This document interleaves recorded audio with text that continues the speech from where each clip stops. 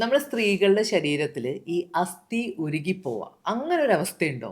Like അതാണ് ഈ white discharge എന്നാണ് എനിക്ക് തോന്നുന്നത്. എന്തായാലും എൻ്റെ തോന്നൽ കറക്റ്റ് ആണോ, ഇതിൻ്റെ കാര്യങ്ങൾ എന്തൊക്കെയാണ് എന്നൊക്കെയാണ് നമ്മൾ ഇന്ന് ഡിസ്കസ് ചെയ്യാൻ വേണ്ടി പോണത്.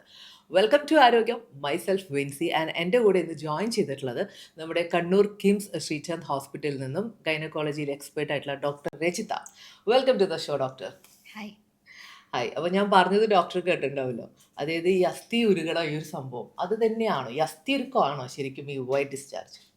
വൈറ്റ് ഡിസ്ചാർജ് എന്ന് പറയുന്നത് യോനിയിൽ കൂടി അമിതമായി സ്രവം പോകുന്നതിനെയാണ് ഈ വെള്ളപ്പോക്ക് അല്ലെങ്കിൽ വൈറ്റ് ഡിസ്ചാർജ് പി വി എന്ന് പറയുന്നത്.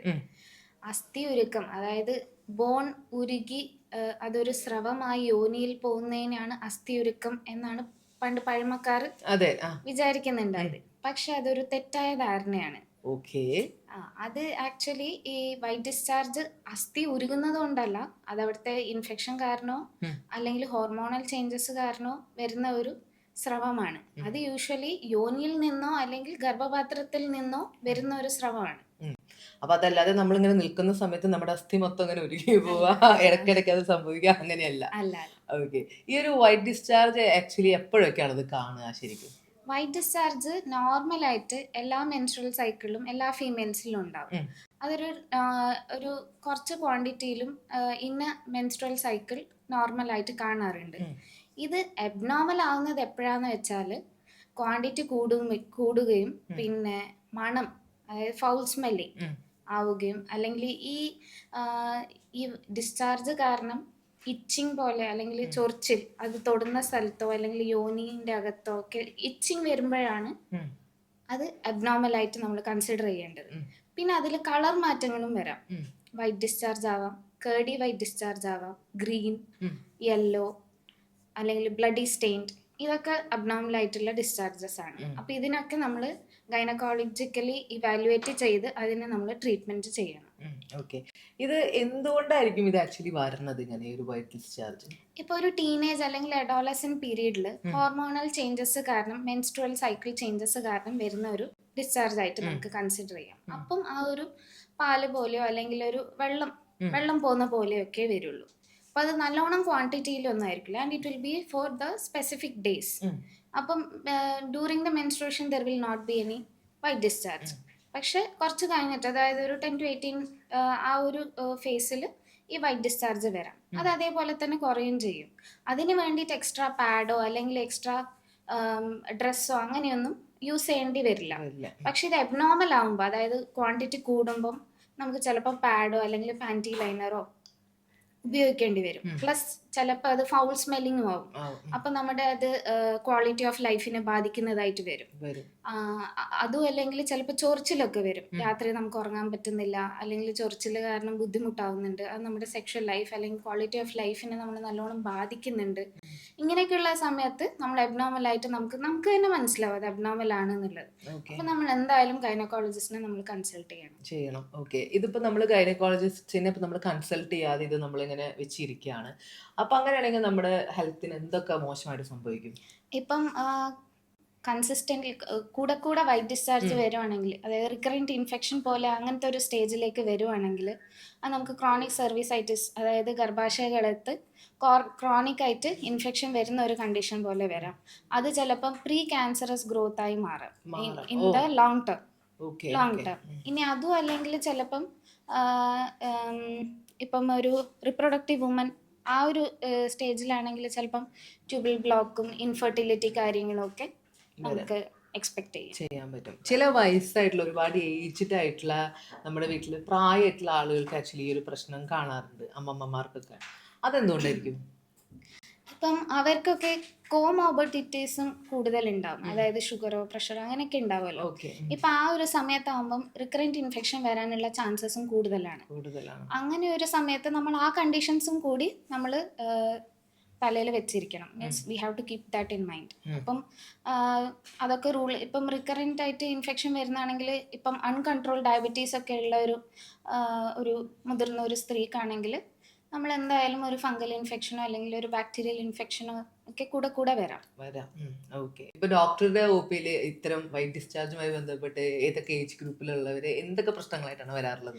ഇപ്പോൾ ഒരു അഡോളസെന്റ് ഏജ് ആണെങ്കിൽ അവർ പിന്നെ വൈറ്റ് ഡിസ്ചാർജ് ഇങ്ങനെ വരുന്നുണ്ട്. അപ്പോൾ അവർക്ക് ഓൾറെഡി ആങ്ഷ്യസ് ആയിട്ടുള്ള അതെ. പേഷ്യൻസ് ആണ്. അപ്പം അവർ വന്നിട്ടാകുമ്പം ചിലപ്പോൾ അത് നോർമൽ തന്നെ ആയിരിക്കും, ചിലപ്പോൾ ആക്ച്വലി അവർക്ക് ഇൻഫെക്ഷൻ ഒക്കെ കാണും. കാണും. അപ്പം ഈ അഡോളസെന്റ് ആണെങ്കിൽ അവർ ആക്റ്റീവ് സെക്ഷൽ ലൈഫ് ഇല്ലാത്തൊരു വ്യക്തിയാണല്ലോ.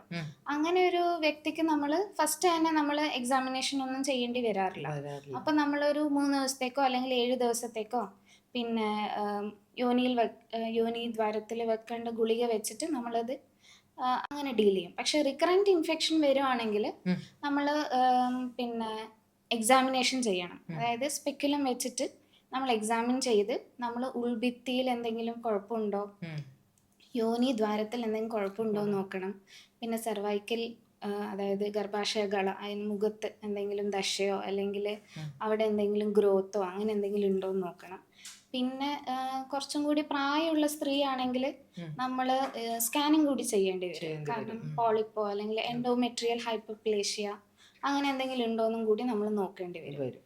പിന്നെ അതിനുള്ള ട്രീറ്റ്മെന്റ് അതിനനുസരിച്ചിട്ട് എടുക്കേണ്ടി. ഇപ്പോൾ വൈറ്റ് ഡിസ്ചാർജുമായിട്ടുള്ള പ്രോബ്ലംസ്, അതിന്റെ ഒരു ട്രീറ്റ്മെന്റ് എങ്ങനെയായിരിക്കും? എന്താണ് അതിന്റെ ഒരു ട്രീറ്റ്മെന്റ് രീതി? ഇതിൽ നമ്മൾ മെയിനായിട്ട് ഫോക്കസ് ചെയ്യേണ്ടത് പിന്നെ പേഴ്സണൽ ഹൈജീനാണ്. അതിന് വേണ്ടിയിട്ട് സോപ്പ് ഉണ്ട്, പിന്നെ ഗുഹ്യഭാഗത്ത് ഉപയോഗിക്കേണ്ട ലിക്വിഡ് വാഷസ് ഉണ്ട്. അതുകൂടാതെ തന്നെ ഇപ്പം ഫംഗൽ ഇൻഫെക്ഷൻ ആണെങ്കിൽ ആൻറ്റി ഫംഗൽസ്, അല്ലെങ്കിൽ ബാക്ടീരിയൽ ഇൻഫെക്ഷൻ ആണ് എന്നുണ്ടെങ്കിൽ നമ്മൾ ആൻറ്റി ബാക്ടീരിയൽസ് യൂസ് ചെയ്യണം, ട്രീറ്റ്മെൻ്റ് ആയിട്ട് നമ്മൾ കൊടുക്കും. അതുകൂടാതെ തന്നെ ഈ പേഷ്യൻറ്റിന് കോമോർബിഡിറ്റീസ് വല്ലതും ഉണ്ടെങ്കിൽ അത് നമ്മൾ ട്രീറ്റ് ചെയ്യണം. ഇപ്പം അൺകൺട്രോൾ ഡയബറ്റീസ് ആണെങ്കിൽ അത് നമ്മൾ ആദ്യം ട്രീറ്റ് ചെയ്യണം. അല്ലാണ്ട് ഇത് മാത്രം ട്രീറ്റ് ചെയ്തതുകൊണ്ട് അതിൻ്റെ ഗുണം കിട്ടില്ല. കാരണം റിക്കറൻറ്റ് ഇൻഫെക്ഷൻ ആയിക്കൊണ്ടേയിരിക്കും. ഇതൊക്കെ കൂടാതെ തന്നെ ഇത് പാർട്ട്ണർ ഇൻഫെക്ഷൻ കൂടി ഉണ്ടോ എന്നുള്ളത് നമ്മൾ റൂൾ ഔട്ട് ചെയ്തിട്ട് അഥവാ ഉണ്ടെങ്കിൽ അവരെയും കൂടി നമ്മൾ ഇതിൽ ട്രീറ്റ് ചെയ്യണം. യെസ്. അപ്പം ഇതിൻ്റെ കൂടെ തന്നെ നമ്മൾ മൈൻഡിൽ വെക്കേണ്ട ഒരു കാര്യം എന്ന് വെച്ചാൽ ഈ ഒരു ട്രീറ്റ്മെന്റ് സമയത്ത് അവോയ്ഡ് സെക്ഷൽ കോണ്ടാക്ട് എന്നുള്ള ഒരു കാര്യമാണ്. അതെ. ഇപ്പൊ ഒരു മെൻസ്ട്രൽ സൈക്കിളിലേക്ക് ഇപ്പോൾ ഒരാൾ എൻറ്റർ ചെയ്യാണ്. അപ്പോൾ ആ ഒരു പീരീഡ്സ് ടൈമിലേക്കാണ് കൂടുതലും നോർമൽ കേസുകളിൽ ഈ ഒരു വൈറ്റ് ഡിസ്ചാർജ് ഉണ്ടാവുമെന്ന് ഡോക്ടർ പറഞ്ഞു. അപ്പോൾ അങ്ങനെയാണെങ്കിൽ ആ ഒരു ടൈമിൽ ഒരു പേഴ്സണൽ ഹൈജീൻ, ഓൾറെഡി പീരീഡ്സ് ഉണ്ട്, അപ്പോൾ അത് എങ്ങനെ നമ്മളത് ഹാൻഡിൽ ചെയ്യണം, അല്ലെങ്കിൽ എന്തൊക്കെ ശ്രദ്ധിക്കണം? ഇപ്പം ആ സമയത്താണെങ്കിൽ നമ്മൾ കൂടെ നമ്മൾ പാഡ് അല്ലെങ്കിൽ മെൻസ്ട്രൽ കപ്പ് യൂസ് ചെയ്യുന്നത് അതിൻ്റെ ഹൈജീൻ നമ്മൾ മെയിൻറ്റെയിൻ ചെയ്യണം. പിന്നെ ഈ അണ്ടർ ഗാർമെൻറ്റ്സ് ഒക്കെ നമ്മൾ കഴുകി അത് വെയിലത്ത് ഉണക്കാൻ തന്നെ മാക്സിമം ശ്രമിക്കുക. അതല്ലാണ്ട് ഈ പകുതി ഉണങ്ങിയ അല്ലെങ്കിൽ വെറ്റായിട്ടുള്ള അടിവസ്ത്രങ്ങളൊന്നും ഉപയോഗിക്കരുത്. പിന്നെ പേഴ്സണൽ ഹൈജീൻ അല്ലെങ്കിൽ ഇൻറ്റിമേറ്റ് ഏരിയയിൽ നമ്മൾ വാഷ് ചെയ്യാൻ വേണ്ടിയിട്ട് സോപ്പോ അല്ലെങ്കിൽ ലിക്വിഡ് വാഷോ നമുക്ക് ഉപയോഗിക്കാവുന്നതാണ്.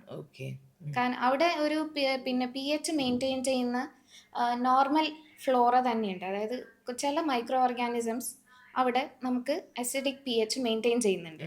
അപ്പം അത് നോർമലാണ്. അപ്പം നമ്മൾ ഈ നല്ല കൂടിയ രീതി സോപ്പൊക്കെ ഉപയോഗിക്കുമ്പം അത് pH മാറും. അപ്പം ആ സമയത്ത് വെജൈനൽ ഇൻഫെക്ഷൻ വരാനുള്ള ചാൻസ് കൂടുതലാണ്. ഓക്കെ.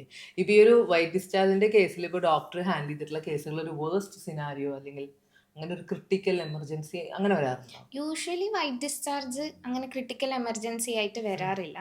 പക്ഷേ ഈ ബ്ലഡി സ്റ്റെയിൻഡ് ഡിസ്ചാർജ് യോനിയിൽ കൂടി വരുവാണെങ്കിൽ അത് ചിലപ്പം പ്രീ ക്യാൻസറസോ അല്ലെങ്കിൽ ക്യാൻസറസ് ഗ്രോത്തോ ഒക്കെ ആവാനുള്ള ഒരു ചാൻസ് ഉണ്ട്. അതായത് ഒരു മുതിർന്ന സ്ത്രീ, ഒരു 50 അല്ലെങ്കിൽ 60 ഇയർ ഓൾഡ് ആ ഒരു റേഞ്ചിലുള്ള ഏജ് റേഞ്ചിലുള്ള ഒരു സ്ത്രീയാണ് വരുന്നതുണ്ടെങ്കിൽ നമ്മൾ പിന്നെ ഗർഭാശയഗള മുഖത്ത് എന്തെങ്കിലും ഉണ്ടോ, അല്ലെങ്കിൽ ദശയുണ്ടോ, അല്ലെങ്കിൽ പോളിപ്പോ അല്ലെങ്കിൽ വേറെ ക്യാൻസറസ് ഗ്രോത്ത് ഉണ്ടോ എന്നുള്ളതൊക്കെ നമ്മൾ എക്സാമിൻ ചെയ്ത് അതൊന്നും ഇല്ല എന്നുള്ളത് നമ്മൾ ഉറപ്പ് വരുത്തണം. ഇപ്പൊ ഈ വൈറ്റ് ഡിസ്ചാർജ് സംഭവിക്കുമ്പോഴേ നമ്മുടെ ശരീരത്തിൽ ഇപ്പോൾ ഹോർമോൺ ചേഞ്ചസ് വരിക, അല്ലെങ്കിൽ ഇപ്പൊ ഭയങ്കര തല കറക്കം, അല്ലെങ്കിൽ ടയേർഡ് ആവുക, ക്ഷീണം, അതൊക്കെ ആയിട്ട് ബന്ധമുണ്ടോ? ഇല്ല. നമുക്ക് ഈ ഒരു പീരീഡ്സ് ടൈമിൽ നമ്മൾ കാണുന്ന പോലെ അങ്ങനത്തെ പ്രശ്നങ്ങളൊന്നും ഇതിനില്ല. വൈറ്റ് ഡിസ്ചാർജ് എന്ന് പറയുന്നതിന്റെ ബുദ്ധിമുട്ടേ ഉണ്ടാവും. പക്ഷെ ഇങ്ങനെ തലകറക്കം, വൈറ്റ് ഡിസ്ചാർജ് കാരണം തലകറക്കമൊന്നും വരില്ല. പക്ഷേ ഈ വൈറ്റ് ഡിസ്ചാർജ് കാരണം നമ്മുടെ ക്വാളിറ്റി ഓഫ് ലൈഫും പിന്നെ അങ്ങനത്തെ ഇതൊക്കെ ആയിട്ടും ഭയങ്കരമായിട്ട് ബുദ്ധിമുട്ടുണ്ടാവും. ഒരു സമയത്ത് ഇപ്പൊ നമ്മള് ഇത്തരം സംഭവങ്ങളെ കുറിച്ചിട്ടൊന്നും ആരും അധികം സംസാരിക്കാത്ത ഒരു കാലം ഉണ്ടായിരുന്നു. അപ്പൊ ഈ ഒരു വൈറ്റ് ഡിസ്ചാർജ് ആണ്, അപ്പൊ ഡോക്ടറുടെ അടുത്തേക്ക് അതിനെ എത്തിക്കാനാണെങ്കിലും ഒരു നാണക്കേട് അങ്ങനെയൊക്കെ. അപ്പൊ ഇപ്പോഴും അത്തരം ഒരു സിറ്റുവേഷൻ ഉണ്ടോ, അതോ ആളുകൾ കുറച്ചും കൂടി ഫ്രീ ആയിട്ട് ഇതിനെ കുറിച്ചൊക്കെ സംസാരിക്കുന്നുണ്ട്, അതുകൊണ്ട് എന്തെങ്കിലും ബെനിഫിറ്റ് ഉള്ളതായിട്ട് തോന്നിയിട്ടുണ്ടോ ഇപ്പൊ? പണ്ട് ആക്ച്വലി ആൾക്കാർ ഈ ഗുഹ്യഭാഗത്തെ എന്ത് പ്രശ്നം ഉണ്ടെങ്കിലും അത് കാണിക്കാനോ അതിനെക്കുറിച്ച് പറയാനോ ഉള്ള ഒരു മടി കാരണം അവർ വരാണ്ടും ഒക്കെ ഉണ്ടായിരുന്നു. പക്ഷെ ഇപ്പം കാലം മാറി, ആളുകളും കുറേയൊക്കെ ചിന്താഗതിയൊക്കെ മാറി. ഇപ്പം എന്തെങ്കിലും പ്രശ്നം ഉണ്ടെങ്കിൽ അപ്പം തന്നെ ഗൈനക്കോളജിസ്റ്റിനെ കണ്ട് അതിൻ്റെ ട്രീറ്റ്മെൻറ്റ് എടുക്കണം എന്നുള്ള ഒരു ബോധം വന്നിട്ടുണ്ട്. അത് കാരണം വരുമ്പോൾ തന്നെ ട്രീറ്റ്മെൻറ്റ് എടുക്കും. അങ്ങനെ ആവുന്നത് കൊണ്ട് പിന്നെ ക്രോണിക് സർവീസൈറ്റിസ് അല്ലെങ്കിൽ കൂടുതൽ കോംപ്ലിക്കേഷൻ ആയിട്ട് ഇത് മാറാറില്ല. പിന്നെ ഇങ്ങനെ വരുമ്പോൾ തന്നെ നമ്മൾ അതിൻ്റെ കൂടെ തന്നെ പാപ്സ്മിയർ കാര്യങ്ങളൊക്കെ ചെയ്യും. കൂടെ തന്നെ HPV DNA ടെസ്റ്റ് ആവശ്യമുണ്ടെങ്കിൽ അതും കൂടി ചെയ്യും. അങ്ങനെ ചെയ്യുന്ന സമയത്ത് ഈ പാപ്സ്മിയർ കാരണം നമ്മൾ ഗർഭാശയ കളർ സ്ക്രീനിങ് ടെസ്റ്റാണത്. അപ്പം സ്ക്രീനിങ് ടെസ്റ്റ് ആയതുകൊണ്ട് സർവൈക്കൽ ക്യാൻസർ പണ്ട് കാലത്ത് അത് മോസ്റ്റ് കോമൺ ക്യാൻസർ ആയിരുന്നു ഇന്ത്യയിൽ. ഇപ്പം അതിന്റെ ഒക്കറൻസ് കുറഞ്ഞിട്ടുണ്ട്. ഓ അതെ അല്ലേ, അപ്പൊ അതുകൊണ്ട് ഒരു ഗുണമുണ്ടായി. ഗുണമുണ്ട്. യെസ്. അപ്പോൾ ഒരു വലിയ അവയർനെസ്സിലാണ് നമ്മളിത് വൈറ്റ് അപ്പ് ചെയ്യാൻ വേണ്ടി പോണത്. കാര്യം വൈറ്റ് ഡിസ്ചാർജ് എന്ന് പറഞ്ഞാൽ അസ്ഥി മൊത്തം ഇങ്ങനെ ഉരുകിക്കൊണ്ടിരിക്കുക, അങ്ങനെ ഒരു സാഹചര്യം അല്ല. പിന്നെ ഈ ഒരു വൈറ്റ് ഡിസ്ചാർജ് നമ്മളത് വേണ്ട രീതിയിൽ അതിനെ ട്രീറ്റ് ചെയ്തില്ലെങ്കിൽ നമ്മുടെ ക്വാളിറ്റി ലൈഫിനെ അത് ബാധിക്കും എന്നുള്ളതാണ്. അപ്പോൾ doctor, thank you so much. Thank you.